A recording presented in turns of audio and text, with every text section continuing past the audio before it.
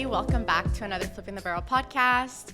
As you can see behind me, I am not in our normal studio, and we are here because we were invited by Schneider Electric to their Innovation Summit 2025 North America here in Las Vegas. And we were just so excited to be here, and I get the pleasure of interviewing Elizabeth Hackenson, who's the CIO, what a title, at Schneider Electric. And it's just so exciting for me to get to know you, your story, and for me, the best part about this podcast is really just hearing advice, lessons learned for the next generation who all want to, follow your footsteps of a beautiful path that you've paved for a lot of us. Well, thank you. It's great to be here. Thank you. So we usually like to start, from the beginning. Tell me a little bit about yourself, where you grew up. I know you grew up in New York, but just a little bit more about life, and maybe did you ever see yourself, climbing the corporate ladder and becoming a CIO one day? I did not, and I grew up in a very traditional family just outside of New York City. I was born in Brooklyn. My grandparents immigrated from Italy, so both my parents are Italian. My father worked. My mother was a stay-at-home mother, wife with 4 kids. I was the second oldest, and never in my wildest dreams did I ever think I would have this career, because growing up in a very traditional Italian Catholic family, my role was to be married by 20 and have 4 kids and not work. So it was, when I think back, it was amazing what happened in my life. And I would say that it just happened naturally. I started working at 13, delivering newspapers, and then I went to college for a short period of time. I wasn't getting out of it what I thought was valuable, so then I went to work. And my dad just made a very strong comment that I needed to go work in an office. He wouldn't accept anything other than that. No restaurants. No restaurants, no nothing like that. And so I prove him wrong. I get into an office job where I start to code immediately. I was working for Sperry at the time, and I'm like 19. Everyone else is 40 plus, and so they took me under their wing. I started coding in COBOL, then assembler. Then I went back to school at night, and I felt that experience was better because during the day I felt my peers at the time were goofing off, and at night it was more of the serious student. So I finished my degree at night, and then I got into IT. It wasn't even called IT back then. It was called data processing, and I would learn something. So once I felt I could code well enough, then I would say, okay, what's next? Do I go into operations? Do I go into design, architecture? And so I would move around based upon getting an opportunity to learn something new. And so I have changed companies quite a bit early on, so I know the millennials get that tag, which isn't great, but I look back on my career, and early on I did that. I was moving probably every 3 years because I was able to go learn something new, but then I was also getting a promotion, I was getting paid more, and again, I had no grand plan. I just kind of fell into it. Wow, okay, a lot to unpack. I want to hit different questions. So I think what I really like, and I'm glad that you mentioned it, is that it's not a linear path. A lot of people sometimes see somebody like yourself and they're like, she had it together from the start. She went to the best university. You don't got this job, et cetera. So I really like that you mentioned you tried college and it just didn't work out in that moment. You went out to the workplace and you figured out that you loved somehow coding in IT, and then that gave you a better purpose to go back to school. I really enjoy that because I think a lot of aspects in life, it's like that. It's you try, you do different things, it doesn't work out, but a lot of us put so much pressure on ourselves that every next move that we do has to be perfect. And so I love these kind of stories because it just, again, proves the point that it's not always that way. And you have to kind of follow how life comes your way, because at the end of the day, it's the best path versus when you force it and you're like, I have to finish this college degree, et cetera. I agree. When it came to coding and just starting back in, those years ago, it wasn't maybe like the cool thing that it is today. Maybe a path in IT wasn't, what other people were going to school for at the time. When you fell into coding, what was it about it that you just wanted to make a career out of it? Did you think this is the future, this is so cool, I could see this evolve, or was it just I'm good at it? Absolutely not. It was a way to make money. At the time, even then, the jobs paid fairly well. in comparison to other jobs because it was still developing. But I just enjoyed the challenge of coding, if then else, like just thinking about different conditions, different risks. And then I got to a point where I honestly got bored with coding. It was like, okay, I can do this. Now, what's next? And then I want to be part of requirements gathering, right? Because you base your code upon a requirement. So that's what made me jump around. And then I always found every system development lifecycle segment I enjoyed. And then I was just kind of putting the pieces together to see an end-to-end development lifecycle. Got it. And I spent like the first 15 years, I wasn't even in leadership. I was just an individual contributor, just trying to learn, trying to, be enough of an expert to stitch it all together. Okay, I want to kind of develop that. A lot of times we always feel like we need to be managing teams and being in a leadership role, or else like our careers aren't going to be evolving. I personally had that where I was an individual contributor for 13 years. But when I would look at my peers, mostly men, they were like leading teams already. And so there was this, am I not good enough? Why am I not being trusted with these kind of roles? But we've had a few people on the podcast where they're like, I was just a really good individual contributor, and that's just as important. It is. And so after 15 years, did you ever think like, why am I not managing a team yet? Or you were just focusing on doing your job?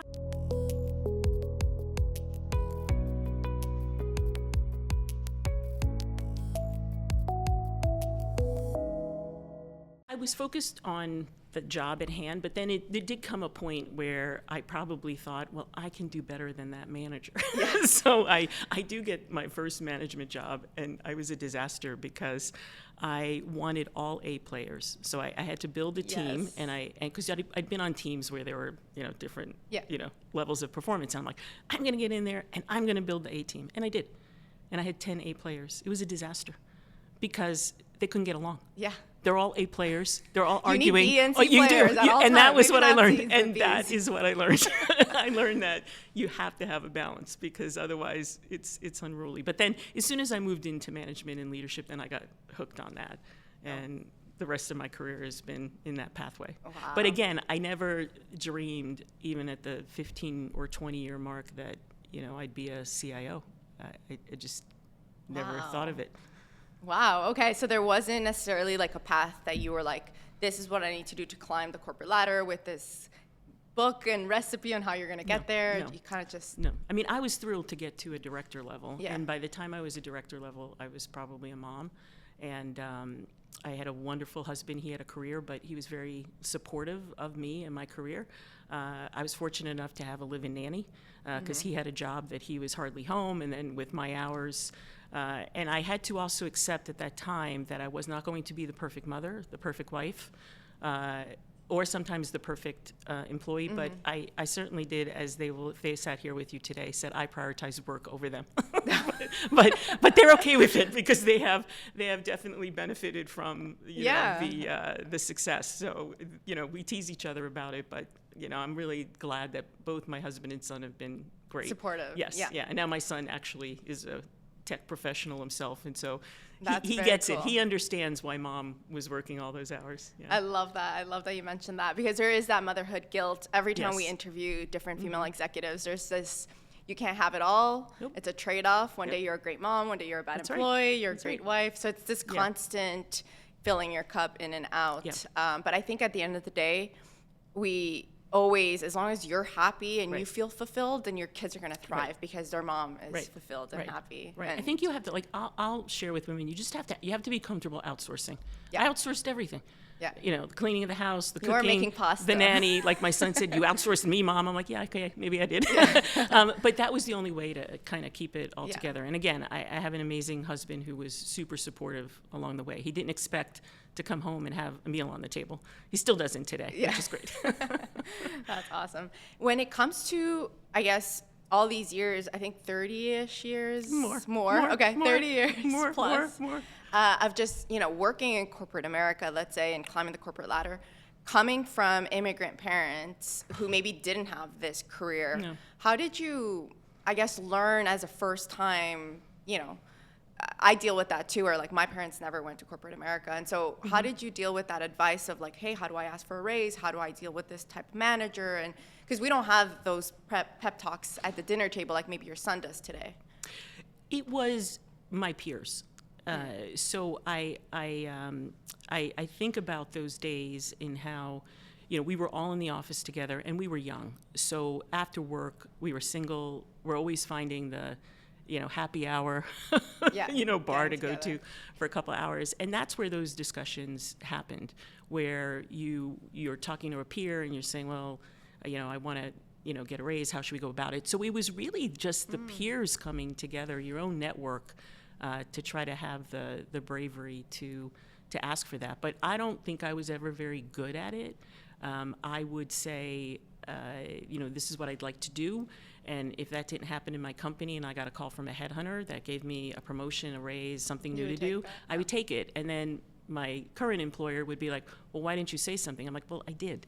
I wasn't blunt about it. Yeah. I didn't say, well, I demand a raise or this promotion, but I did You're make I made my ambition at the time clear. And so, and I never really looked back. I didn't burn bridges, but I was pretty determined once I knew what I wanted to do to go chase it. Go out and get it. That's awesome. Yeah. When it comes to IT, obviously over the last 30 plus years, it's developed insanely different. Now it goes into cybersecurity, the digital transformation, all of it. How did you stay, fresh on all of these new things coming? And I feel like with IT, maybe it was just like, okay, they take care of our computers and whatever problem we call them. And now it's like, it's such a big part of technology and how the companies are run. So how do you deal with staying at the forefront and then leading big IT teams? Inherently, I'm curious and I love to learn. Someone asks me like, what's my hobby? And I answer, I don't have one. I really don't. But the more I think about it, my hobby's learning. Because even on the weekends, if I'm not working, I might have heard something during the work week, a term or technology. I write it down, and then on the weekend, I'm researching it and I'm learning. So I feel that that's really important in IT, and we talk about it all the time. We have to be curious. We have to learn. And when I think about what we have available today to learn, what I had, I kind of tease people back then. I had to go to a library. Yeah. I had to get an index card. People are like, what's that? And then you had to go find the book, and then you had to get the book, and you had to kind of read the whole book just to get to one page. Now chat GPT or you Google, and it gives everything. So it's really fantastic. Like the ability to learn right now, the velocity to learn is great. And if you don't have that, then I don't think you could be successful in IT, because you're absolutely right. It's changing constantly. Every day. It's just, wow.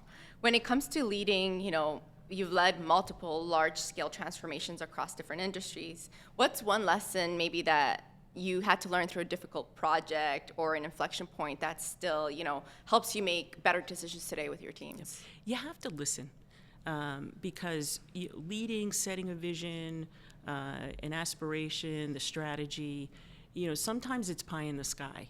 And you have to make it a reality, though. And so the people, that have to make it a reality sometimes don't understand. They don't connect to the vision or the strategy. And you have to give them the opportunity to say, I don't understand. Yeah. I don't know what you're really asking me to do. Why are we having this transformation? So you have to have patience. I mean, that was something I had to learn. I wasn't a very patient person. I didn't always listen. Actually, being a mother, when my son turned 16, it helped me, because I was the type, tell, here's what you're going to do. And I learned that wasn't working with him at 16. I had to listen. I had to step back. I had to feed him like nuggets to hopefully get him in the direction where I wanted to get to. And I tested it on him, and then I tested it at work with people I led, and it was a much better outcome. So I think you have to, have patience, listen, and realize people are not always going to be at the same visionary place you're at. It just takes them another moment. Yeah, I love that. I think it's kind of like attracting what you want versus chasing it. It's kind of that similar concept, especially with teams. And you mentioned, you went around to different companies, and I had only been at the company that I straight out of college for 13 years, don't know anything else. And a lot of the people that I worked with were there for 30 years, 20 years, like that was the norm. But the more and more I had spoken and interviewed other people who have moved around quite a bit, I don't know, I just feel like they bring this different set of eyes and concept of how different companies work. And I do think it's why maybe the younger generation is starting to, decide to not stay 30 years in a company. And I feel like you just bring so much differences to the team, and it helps companies that maybe just have people who've only ever stayed there. So when there's an external person, you're like, well, at this company we did this. So you've been a CIO at 4 major global companies. That's very rare that you were able to get those kind of roles in 4 different companies and lead them through different transformations. What advice do you have for rising technology leaders who want to move from technical expertise to executive level influence? Because I think sometimes we fall in this, we're really good at this thing, and then we become an expert in it, and then it's really hard to kind of move up and up, because as you move up, it's more bigger picture, you're leading teams, but we stay focused on being really good at this one job, but then we can't get out of it. It's a tough transition, and I remember making that transition probably director to VP, because I got to the director role because of what I did, right? And now you get to VP, and you can't be the doer, right? You have to motivate, you have to inspire, you have to set the strategy and the vision. So it's a much different set of, I would say, milestones, right? If you're an individual contributor, I have to do A, B, C, D. When you're setting this big strategy, there aren't those milestones along the way. And then, again, you have to inspire people. You have to spend way more time talking to different kinds of people and being comfortable with someone who's confrontational back to you. To have the to be able to speak truth to power, to say, I think that's the stupidest strategy I ever heard, right? And you can't take it personally. You have to say, well, why? Help me. Let's do this together. So it's that skill to really be a people person, and it's hard, because you're going to have days where people were fully supportive of what you're doing, and then there's days where you hear the chatter that it totally against what you're doing. So you almost have to have that intestinal fortitude to just fight it out. And I think that came from some of my upbringing. Being the second oldest of 4. There's never we didn't always agree all the time, and you have to kind of work it out within your own family, and then obviously with the kids you grew up with. I certainly didn't grow up in Pollyanna land. So I think there's a little bit of toughness in me too, that sure, it hurts your feelings, but I can get past it pretty quickly.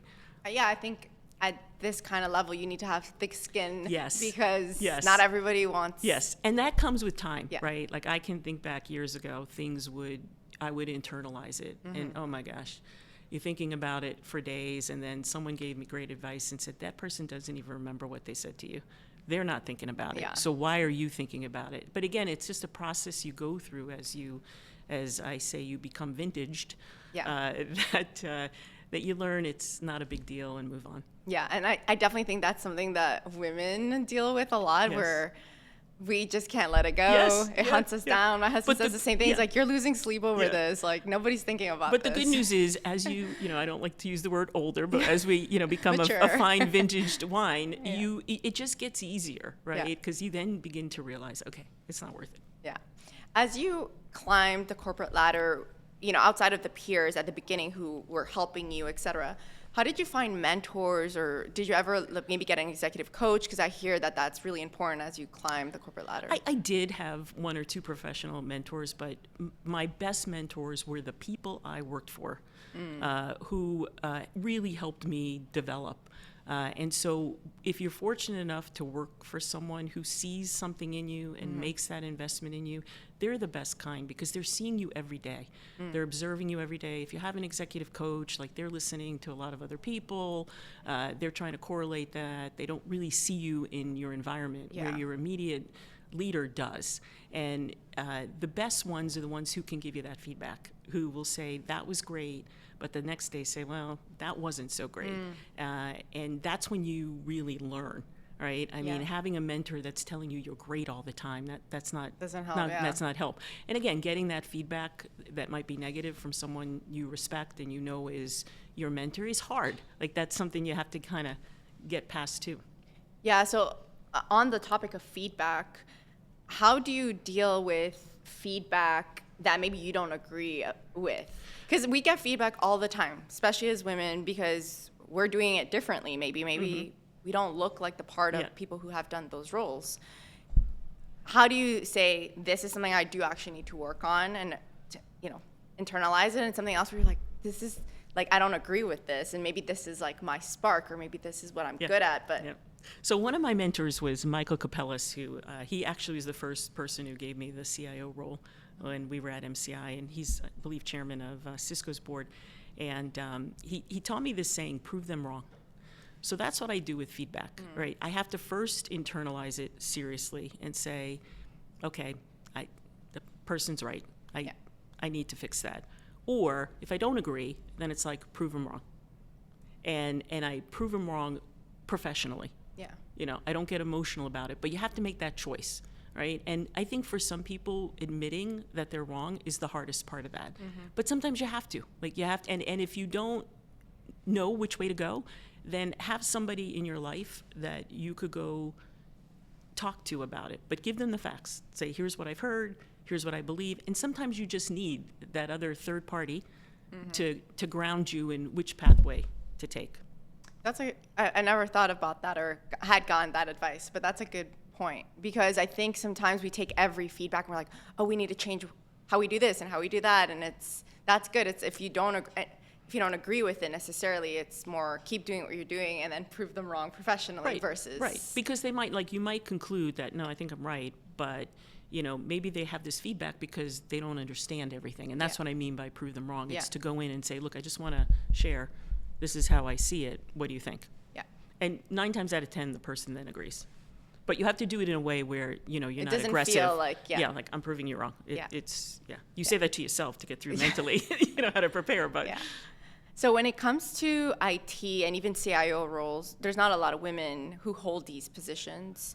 What would you say over the last 30 years, as you were successful, and not easy, I'm sure it's very difficult to get to these positions, balancing family, your husband, et cetera. What do you think holds women back, I guess? Or maybe it's not a good term, holding women back, but why don't we have more women at the top? Okay, I'm just going to speculate, but sometimes I think it can be the home life, right? And I think there's some women who aren't comfortable, like, outsourcing, and so they want to do it all. So I think that's a problem, frankly, because you can't do it all. Yeah. And then you just have to tough it out. To your point, I wasn't always accepted in these roles. I knew it. My peers maybe wanted someone else, or even the people I were going to lead, they thought someone else should be promoted, and most likely it was a man. But I just didn't care. I grew up a little bit, I should say, as a tomboy as well. I played with boys my whole life, and when I was young. So you're used to that kind of like roughness. Yeah, and I'll even say that I sometimes didn't care. Obviously, I notice if I'm in a room with all men, but I just think I'm one of them. Like, we're just people. And my dad was very vocal about that. 3 girls, 1 boy. And, he told us we could be anything we wanted to be. And he was a great male figure. And, 9 times out of 10, the men are great. A lot of them have been very supportive. I mean, my 3 mentors who really probably helped me be where I am today, they're all men. Yeah. So I think we just got to, sometimes maybe as women we overthink it. Yeah. Right. And hopefully, as the generations move on and there's a more balanced workforce, it doesn't become as noticeable or. Yeah. Well, I think you had to come through where it wasn't as common for women to be in these positions or in the workforce. So I feel like you had to pave that path where it was a lot harder, in my opinion, 10, 20 years ago to just do it all, because I feel like now at least employers are a lot more flexible. Like, I have a 4-year-old daughter, and it was like, I need to go pick her up at daycare, or I need to do this and this. And honestly, as long as you're doing your job, they weren't as, well, you can't do this. So I tell people, it's like, we live in a better world now with flexibility where it's more accepted for working moms. Not that you're getting a privilege or anything. You still have to work 10 times harder to make sure you stay on track with the rest of the people who don't have to do this. But the flexibility is there, and it's not like looked down upon, that you have to go take care of your kid or your kid's sick, and Correct. so Yeah. you know. And I have two funny stories. Like one gentleman, it was back in 2008 or 9, when I was at my previous company. He just came in and he said, I don't like working for a woman. I'm not gonna like this. And I was like, well, all right, Joe. I don't know what to tell you, Yeah. but I'm it. Yeah. and you know, we just went about the normal course of working together. And then one day he came in and he goes, I'm wrong about you. And I was like, why? And he goes, because I can come in here and tell you I need to go to my daughter's soccer game. And I know your reaction's going to be, Joe, go. Right now, go. He goes, I don't think I could say that to another man. I was like, all right, that's weird. And then years earlier, I think it had to be my son was 6, so like 1996, we had a nanny. I knew she was going to quit. And I told my husband, you're in charge. I'm going to London. I think she's going to quit tomorrow. He's like, well, what do you mean she's going to quit tomorrow? I'm like, yeah, he's yours. And he goes, what do you mean? What am I going to do? I said, well, I've arranged for you to pick him up at school no later than 6:30. And I don't know, you'll figure out dinner. You don't understand. I can't. All sorts of excuses. Yeah. I'm like, you'll figure it out. So I go off to London. She quits the next day. He calls me. I'm like, figure it out. So 5 days later, I come back. I didn't even call him during this time. I'm like, he's a Secret Service agent. Like, he could figure this out, right? You know, he moves presidents around the world. So I come home and I go, how'd it work for you? He goes, it was amazing. I said, what was amazing? Well, the time I had with Billy, and then, you know, I went to work on Monday and I said I had this crisis. I have to leave at a certain time. And I said, what did your boss say? He said, go take care of your son. I go, well, Wow. look at that. You figured So it out. sometimes Yeah. I think that we overthink it. even you know, even for men, like, but now it's much better. I Yeah. think men in the workplace are much more open also about saying, you know, Yes. my child is ill, or I want to go to their game. I actually really yes. like when that does happen within a manager, because it makes me feel better about, Yes. okay, they care about going to their Yes. kid's soccer game, so it's more acceptable if I Yes. say it. So Yes. I think men starting to be very involved and do that is definitely good for the workplace, Yes. etc. Yeah. So we have to wrap up soon, but I had 2 small questions. What are you most excited about in the digital/IT world for Schneider Electric, you know, moving into 2026, maybe some exciting trends?